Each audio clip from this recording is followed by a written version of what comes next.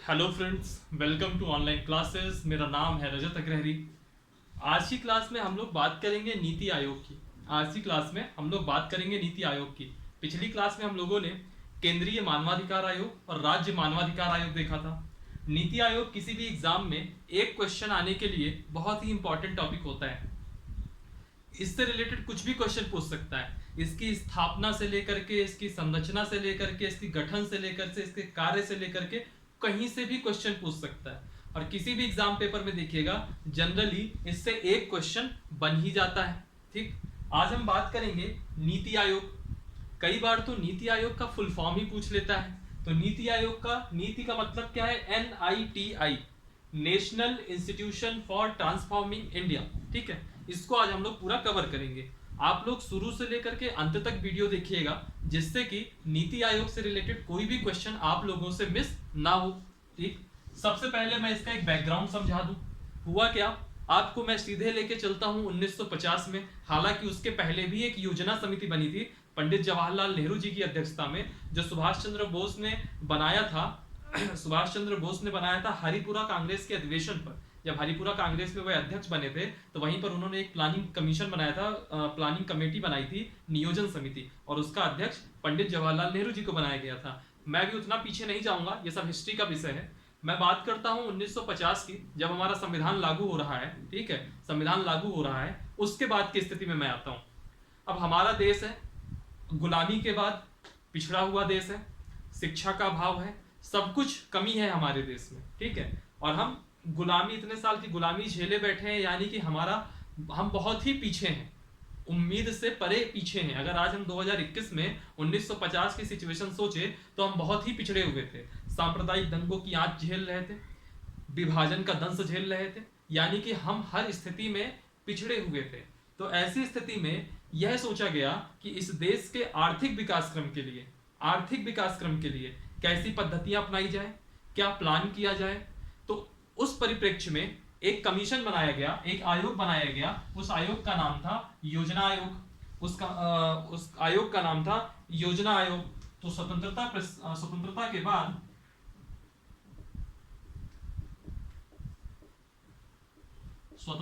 बाद स्वतंत्रता पश्चात नियोजन प्रणाली अपनाया गया।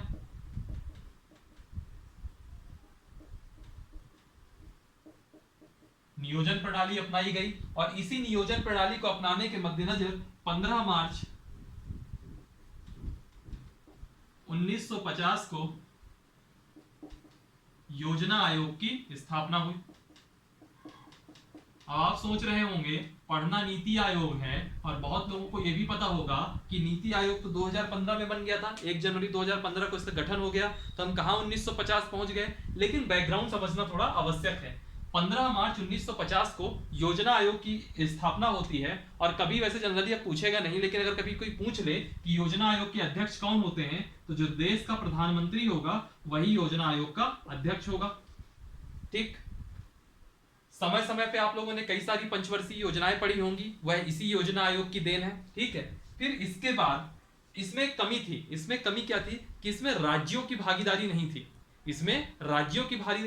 नहीं थी। ये एक सेंट्रलाइज्ड कमीशन था, यह डिसेंट्रलाइज्ड नहीं था, यह एक सेंट्रलाइज्ड कमीशन था। ठीक है, इसमें राज्यों की भागीदारी नहीं थी, इसमें सिर्फ और सिर्फ केंद्र की भागीदारी थी। और यह भी ना ये संवैधानिक संस्था थी, ना ही यह सांविधिक संस्था थी। संवैधानिक संस्था का मतलब ना ही इसकी चर्चा संविधान में है, संविधान के द्वारा नहीं बनाया गया, ना ही यह संसद के किसी अधिनियम के द्वारा बना, ना ही यह संवैधानिक संस्था थी, ना ही यह सांविधिक संस्था थी। यह एक गैर संवैधानिक या संविधानेतर संस्था थी। ठीक है, अभी मैं इसको जब नीति आयोग में आऊंगा तो इसको फिर एक बार डिटेल से बता दूंगा। हालांकि मैंने जो सबसे पहली इस आयोग की क्लास ली थी निर्वाचन आयोग, उसमें मैंने बहुत डिटेल से इसकी चर्चा की है, लेकिन आज फिर मैं बता दूंगा। 15 मार्च 1950 को योजना आयोग की स्थापना हुई। फिर इसके बाद 13 अगस्त 2014, यानी कि अगर आप सन जोड़ेंगे तो लगभग 64-65 साल हो गए होंगे। ठीक है, तो इन 65 साल के, लगभग 65 साल के बाद 13 अगस्त 2014 को योजना आयोग भंग कर दिया गया। योजना आयोग भंग कर दिया गया, खत्म कर दिया गया। और फिर इसके बाद 1 जनवरी 2015 को नीति आयोग की स्थापना हुई?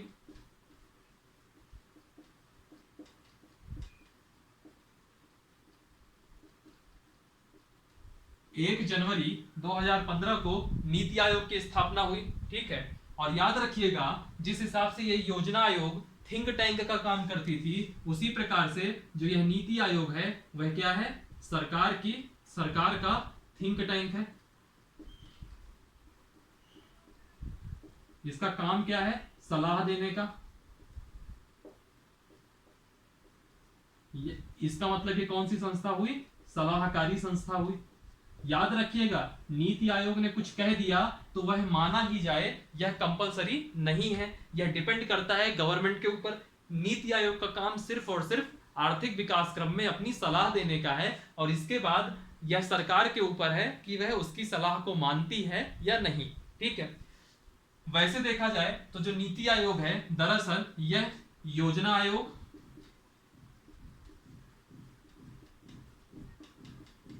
प्लस एनडीसी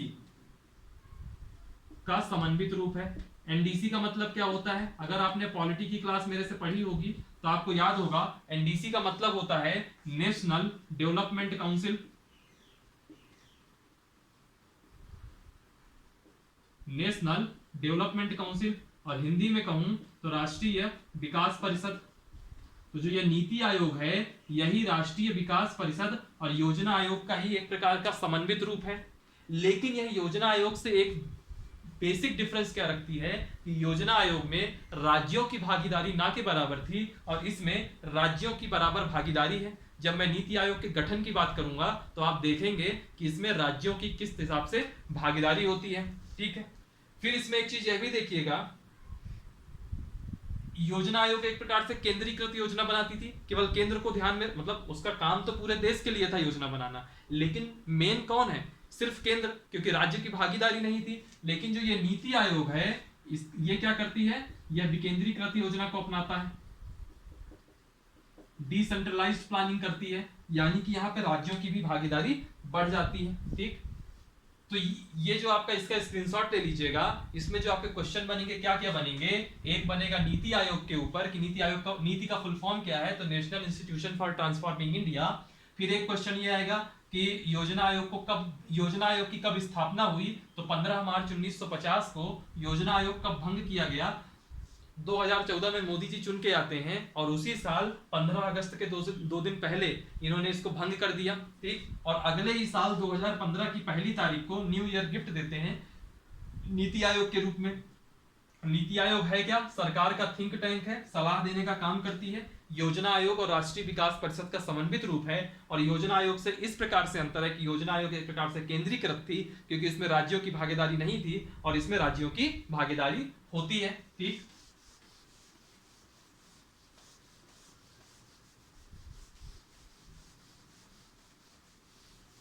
सवाल उठता है कि नीति आयोग किस प्रकार की संस्था है? तो नीति आयोग ना ही संवैधानिक संस्था है, ना कॉन्स्टिट्यूशनल संस्था है, और ना ही सांविधिक संस्था है। तो सवाल उठता है ये किस हिसाब की संस्था है? तो यह जो है, जो नीति आयोग है आपका, यह कैसी संस्था है? यह आपकी गैर संवैधानिक, नीति आयोग गैर संवैधानिक, या इसको हम लोग कहते हैं संविधानेतर संस्था। तो कई बार एक बार यूपीपीसीएस में यही क्वेश्चन आ गया था कि 4 ऑप्शन दिए थे, निम्न में से कौन सी संस्था संविधानेतर संस्था है? तो संविधानेतर संस्था का मतलब क्या होता है? संविधानेतर और गैर संवैधानिक का क्या मतलब होता है? संवैधानिक और सांविधिक का क्या मतलब होता है? सबका अंतर समझ लीजिए। संवैधानिक संस्था का मतलब यह हुआ ऐसी संस्थाएं जो संविधान से बनी है, जैसे कि आपका निर्वाचन आयोग हो गया, जैसे आपका अनुसूचित जाति जनजाति आयोग हो गया। अनुसूचित जाति आयोग आर्टिकल 338 में है उसका प्रावधान, अनुसूचित जनजाति आयोग आर्टिकल 338 ए में है। वैसे ही पिछड़ा वर्ग आयोग हो गया, वह 338 बी में है उसका प्रावधान। सिमिलरली सांविधिक संस्थाएं कौन सी हो गई? जैसे महिला आयोग हो गया, केंद्रीय मानवाधिकार आयोग हो गया। यह संविधान के किसी अधिनियम से बना है, याद रखिएगा, जो सांविधिक संस्था होती हैं वो कौन सी होती हैं? जो संविधान के अधिनियम से बने, सॉरी संसद के किसी अधिनियम से बने। अगर संसद के किसी अधिनियम से संस्था बनती है तो वह सांविधिक संस्था होती है। और संवैधानिक संस्था कौन होती है? जो संविधान, जिसका आधार बनने का संविधान हो, ठीक है, जिसका प्रावधान किसी आर्टिकल में हो, वह संवैधानिक संस्था होगी। तो नीति आयोग का प्रावधान संविधान में तो है नहीं कहीं, तो वह संवैधानिक नहीं होगी। नीति आयोग का निर्माण संसद के किसी अधिनियम से नहीं हुआ तो वह सांविधिक भी नहीं होगी। तो नीति आयोग है क्या? तो नीति आयोग है गैर संवैधानिक या संविधानेतर संस्था, नॉन कॉन्स्टिट्यूशनल बॉडी है ये, ठीक है। ये बेसिक चीज थी, आपको पता होना चाहिए, क्योंकि मुझे लगा कि मैंने चुनाव आयोग के समय मैंने आपको बता दिया है। कल के दिन मेरे पास एक मैसेज आता है, उसमें ये लिखा था कि सर ये सांविधिक और संविधानेतर में क्या अंतर है, क्या दोनों एक हैं? तो वही मैंने सोचा कि आज इनको क्लियर ही कर दूं पूरा, तो वापस से मैंने आज क्लियर कर दिया। और नीति आयोग किस हिसाब की संस्था है? नीति आयोग आपकी गैर संवैधानिक या फिर संविधानेतर संस्था है, ठीक है। अब देखिए, अब बात आती है नीति आयोग के गठन की। नीति आयोग के गठन की बात आती है तो नीति आयोग को हम 3 स्टेप में गठन देखेंगे। पहला हम देखेंगे अध्यक्ष, नीति आयोग का अध्यक्ष देखेंगे। अध्यक्ष के बाद हम देखेंगे शासकीय परिषद यानी कि गवर्निंग काउंसिल। नीति आयोग की शासकीय परिषद, और इंग्लिश में क्या कहेंगे इसको? Governing council. और लास्ट में हम देखेंगे सांगठनिक परिषद, सांगठनिक परिषद, ऑर्गेनाइजेशनल काउंसिल,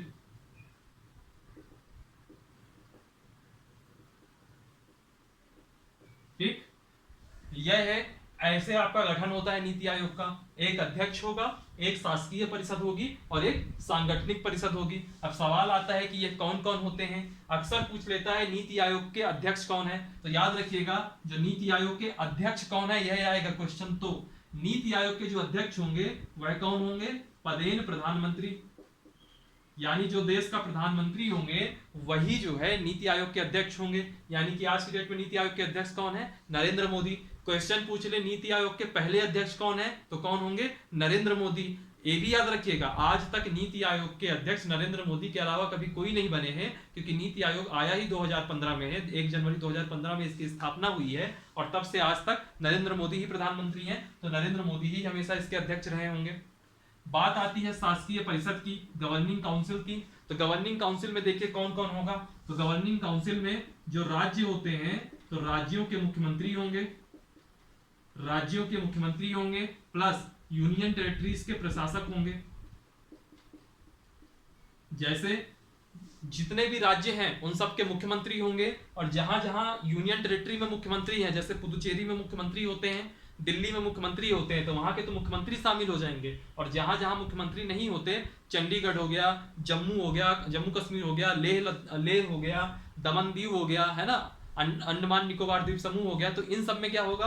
तो इन सब के जो प्रशासक होंगे, एडमिनिस्ट्रेटर होंगे या लेफ्टिनेंट गवर्नर होंगे, वह इसके मेंबर होंगे। शासकीय परिषद हो गई। और यही एक रीजन है जिसकी वजह से हम कहते हैं कि नीति आयोग विकेंद्रीकृत है और योजना आयोग केंद्रीयकृत थी, क्योंकि योजना आयोग पूरी तरीके से पीएम और उसकी ऑर्गेनाइजेशनल जो काउंसिल थी उसके हाथ में थी। और इसमें हमने एक गवर्निंग काउंसिल का प्रावधान बनाया, जिससे राज्यों के मुख्यमंत्रियों की भूमिका बढ़ी और इसकी वजह से नीति आयोग एक प्रकार का विकेंद्रीकृत आयोग बना, ठीक है। अब हम बात करते हैं सांगठनिक परिषद की। तो सांगठनिक परिषद में याद रखिएगा, सबसे पहले एक उपाध्यक्ष होगा। सांगठनिक परिषद में सबसे पहले एक उपाध्यक्ष होगा, फिर उसके बाद एक जो है सीईओ होगा, एक उपाध्यक्ष होगा, एक सीईओ होगा, 3 पूर्णकालिक सदस्य होंगे,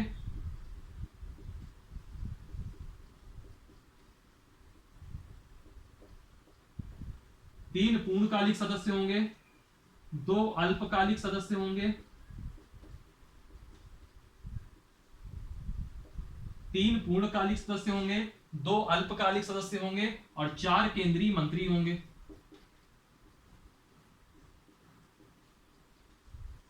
4 केंद्रीय मंत्री होंगे। एक उपाध्यक्ष, एक सीईओ, 3 पूर्णकालिक, 2 अल्पकालिक और 4 केंद्रीय मंत्री। तो ऐसे करके पूरा स्ट्रक्चर है नीति आयोग का। एक अध्यक्ष हो गए, प्रधानमंत्री, शासकीय परिषद हो गया, राज्यों के मुख्यमंत्री और संघ शासित प्रदेशों के प्रशासक, फिर सांगठनिक परिषद हो गई। इसके अंतर्गत आपके उपाध्यक्ष आएंगे, सीईओ आएंगे, 3 पूर्णकालिक, 2 अल्पकालिक और 4 केंद्रीय मंत्री आएंगे। तो यह आपका पूरा स्ट्रक्चर हो गया। अब सबके नाम देख लीजिए और नाम देखने के बाद आज का ये टॉपिक आपका खत्म हो जाएगा, क्योंकि नाम से क्वेश्चन अक्सर आते हैं। तो अध्यक्ष कौन है? मुख्यमंत्री, प्रधानमंत्री, यानी कि कौन हो गए? नरेंद्र मोदी। ठीक, इसमें तो कोई बहुत ज्यादा शक वाली बात है नहीं, ये आपको पता ही है। तो मैं जो जो होता जा रहा है उसको हटाता जा रहा हूं, ताकि जो सांगठनिक परिषद है जिसके मेंबर बताने में जगह ज्यादा लगेगी तो उनको मैं लिख सकूं। तो अध्यक्ष होंगे, इसका आप स्क्रीनशॉट ले लीजिएगा, फिर मैं आगे इसको मिटा दूं। ये आपका खत्म हो गया, अध्यक्ष हटाइए। ये गठन, ये शासकीय परिषद आपको समझ में आ ही गया कि राज्यों के जो मुख्यमंत्री होंगे वो होंगे। ठीक है, अब आते हैं हम लोग सांगठनिक परिषद में। सांगठनिक परिषद में सबका नाम देखते हैं। सबसे पहले हम बात करते हैं उपाध्यक्ष की। ठीक,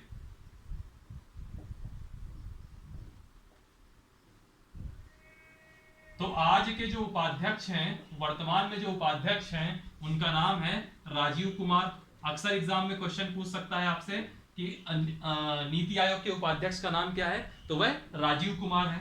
और जो नीति आयोग के पहले उपाध्यक्ष थे उनका नाम था अरविंद पनगड़िया। पहले उपाध्यक्ष थे अरविंद पनगड़िया, वर्तमान उपाध्यक्ष कौन है? राजीव कुमार। फिर इसके बाद आते हैं सीईओ में।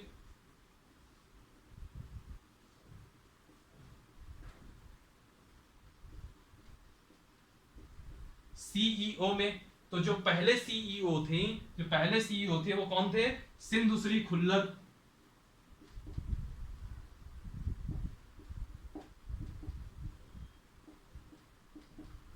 ठीक, और अभी की स्थिति में कौन है सीईओ? अमिताभ कांत। अक्सर आप लोग इनको देखते होंगे, टीवी डिबेट्स वगैरह में भी आते हैं। जैसे बजट आया तो उस दिन ये बहुत जगह इंटरव्यू देने गए थे, है ना। तो ये अमिताभ कांत, ये बहुत इंपॉर्टेंट है। राजीव कुमार वर्तमान के उपाध्यक्ष, ये भी इंपॉर्टेंट है। और पहले उपाध्यक्ष अरविंद पनगड़िया, ये भी इंपॉर्टेंट है। सिंधुश्री खुल्लर उतना इंपॉर्टेंट नहीं है, फिर भी आपको खुल्लर नाम भी याद रहेगा। और कभी अगर पहला सीईओ आ भी गया तो आप आराम से कर लोगे। ठीक, फिर हम बात करेंगे 3 पूर्णकालिक सदस्यों की, कि आज की डेट में 3 पूर्णकालिक सदस्य कौन है।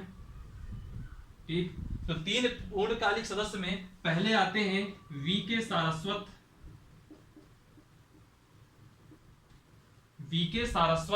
ठीक है, फिर दूसरे आते हैं आपके प्रोफेसर रमेश चंद्र।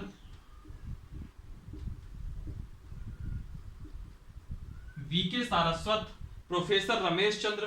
फिर आते हैं आपके डॉक्टर वीके पॉल। तो ये जो 3 है आपके, ये 3 आपके पूर्णकालिक सदस्य हो गए। ठीक है, फिर इसके बाद हम बात करेंगे, उपाध्यक्ष की बात कर लिए राजीव कुमार, सीईओ की बात कर लिए अमिताभ कांत, 3 पूर्णकालिक सदस्य की बात कर लिए वीके सारस्वत, प्रोफेसर रामचंद्र और डॉक्टर वीके पॉल। अब बात करेंगे हम लोग 4 केंद्रीय मंत्री की। 4 केंद्रीय मंत्रियों में कौन कौन है, तो याद रखिएगा। थोड़ा सा भी आपको नॉइज आ रहा होगा बैकग्राउंड में, 10 सेकंड ही नॉइज रहेगा, थोड़ा सा टॉलरेट कर लीजिएगा। मैं तब तक इनके नाम लिख देता हूं। 4 केंद्रीय मंत्रियों में सबसे पहले कौन आएंगे, इसको मैं हटा देता हूं, आप इसका स्क्रीनशॉट ले लीजिएगा। ठीक है, अब मैं आता हूं 4 केंद्रीय मंत्री में।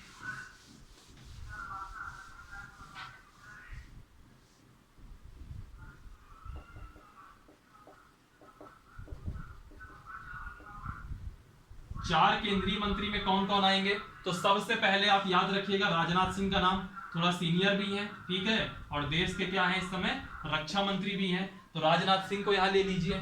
फिर नरेंद्र मोदी के बहुत करीबी अमित शाह, जो इस समय देश के गृह मंत्री भी हैं, इनको भी लिख लीजिए यहीं पे। ठीक, फिर तीसरे कौन होंगे, जो देश के वित्त मंत्री हैं, यानी कि निर्मला सीतारमण का नाम लिख लीजिए। 3 ये हो गए। और चौथे कौन है, जो इस समय कृषि के मामलों में, जब कृषि मंत्री जो हैं, जो कृषि के मामलों में बहुत हाईलाइट रहे, जिनका नाम है नरेंद्र सिंह तोमर।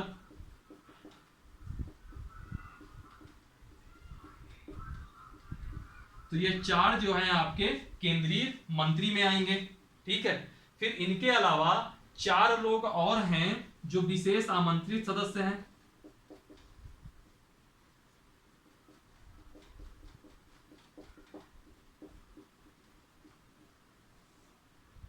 4 लोग और हैं जो विशेष आमंत्रित सदस्य के रूप में हैं, जिनको प्रधानमंत्री आमंत्रित कर सकते हैं। वह चारों भी केंद्र में ही मंत्री हैं। इनका भी नाम देख लीजिए। एक तो है आपके नितिन गडकरी, परिवहन मंत्री, आपके बहुत फेमस है, महाराष्ट्र के हैं। दूसरे हैं आपके पीयूष गोयल, ये भी आपको पता होगा कौन है। पीयूष गोयल आपके क्या है, रेल मंत्री हैं इस समय। फिर तीसरे आते हैं आपके थावर चंद गहलोत, आपको पता होना चाहिए, मैंने इनके बारे में आपको बताया था, ये हमारे मध्य प्रदेश के ही हैं। थावर चंद गहलोत यह इस समय राज्यसभा में सदन के नेता हैं। और चौथा नाम आता है राव इंद्रजीत सिंह, यह हरियाणा के हैं। ठीक है, इन्होंने 2014 के पहले कांग्रेस पार्टी में थे, बाद में बीजेपी में आ गए थे, और इस समय है स्टैटिस्टिक्स डिपार्टमेंट के राज्य मंत्री हैं, स्वतंत्र प्रभार के। तो यह 4 जो है विशेष आमंत्रित सदस्य हैं। इनका नाम ना भी याद रहे, यह 4 केंद्रीय मंत्री का नाम याद रखिएगा। और इनसे भी ज्यादा जो इंपॉर्टेंट थे, यह उपाध्यक्ष और सीईओ का नाम याद रखना था। उपाध्यक्ष राजीव कुमार और सीईओ कौन है, अमिताभ कांत। और पहले उपाध्यक्ष अरविंद पनगड़िया थे और पहले सीईओ सिंधुश्री खुल्लर। ठीक है, चलिए इतना ही है इसमें। और जो 2 अल्पकालिक सदस्य हैं, इसमें क्या होता है, जो 2 अल्पकालिक सदस्य हैं, इनमें जो फेमस यूनिवर्सिटीज वगैरह होती हैं, उनमें से किसी न किसी को बुला लिया जाता है। अभी इनका नाम कोई बहुत ज्यादा चर्चा में है नहीं, तो इसकी मैं भी चर्चा नहीं करता। ठीक है, और याद रखिएगा जो यह नीति आयोग है, यह केंद्र के स्तर पर है, यानी कि एक नीति आयोग की स्थापना है। अगर कभी आपसे यह पूछ ले कि क्या मध्य प्रदेश में नीति आयोग है, तो आप यही कहेंगे कि मध्य प्रदेश में कोई नीति आयोग नहीं है। मध्य प्रदेश में आज भी सिर्फ एक प्लानिंग कमीशन है जो कि काम कर रहा है। नीति आयोग स्टेट वाइज नहीं है। ठीक है, नीति आयोग सिर्फ एक ही है जो कि पूरे देश में है, जिसके अध्यक्ष प्रधानमंत्री हैं। ठीक, मध्य प्रदेश में नीति आयोग की स्थापना नहीं हुई है। यहाँ 24 अक्टूबर 1972 से बराबर योजना आयोग काम कर रहा है।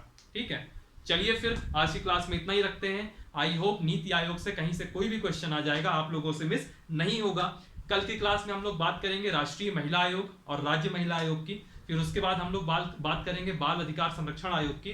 फिर इसके बाद हम लोग बात करेंगे सूचना आयोग, सतर्कता आयोग, और फिर इसके बाद हम लोग बात करेंगे एनजीटी की, राष्ट्रीय हरित प्राधिकरण, नेशनल ग्रीन ट्रिब्यूनल, एनजीटी। और उसके बाद बात करेंगे खाद्य संरक्षण आयोग की। और इसके बाद सारे कमीशन हमारे खत्म हो जाएंगे। चलिए फिर आज की क्लास के लिए इतना ही रखते हैं। वीडियो को लाइक कीजिए, कमेंट कीजिए, कहीं कोई डाउट है तो आप कमेंट सेक्शन में जाके पूछ सकते हैं।